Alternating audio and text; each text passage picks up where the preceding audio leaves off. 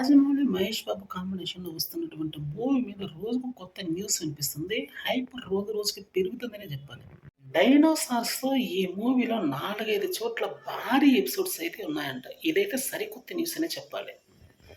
అటవీ నేపథ్యంలో వచ్చేటువంటి కొన్ని సన్నివేశాలైతే ఆశ్చర్యాన్ని కలిగించడమే కాదు, అద్భుతమైన విజువల్ ఎఫెక్ట్స్‌తో దుమ్ము దులుపుతాయంట.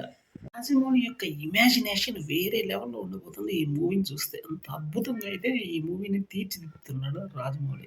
'కామెరూన్' ఏ విధంగా అయితే ఆలోచిస్తాడో అంతకు మించి మరి ఈ మూవీలో ఆలోచించబోతున్నాడు మహేష్ బాబు హీరోగా నటిస్తున్నటువంటి ఈ మూవీలో. పరిధులకు మించి మరి ఈ మూవీలో అయితే విజువల్ ఎఫెక్ట్స్ ఉండబోతున్నాయి.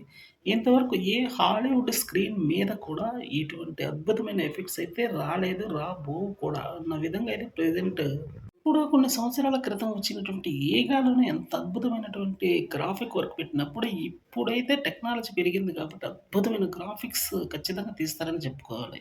దుమ్ము దులిపే విధంగా అయితే ఈ మూవీ యొక్క గ్రాఫిక్ వర్క్ ఉండబోతుంది.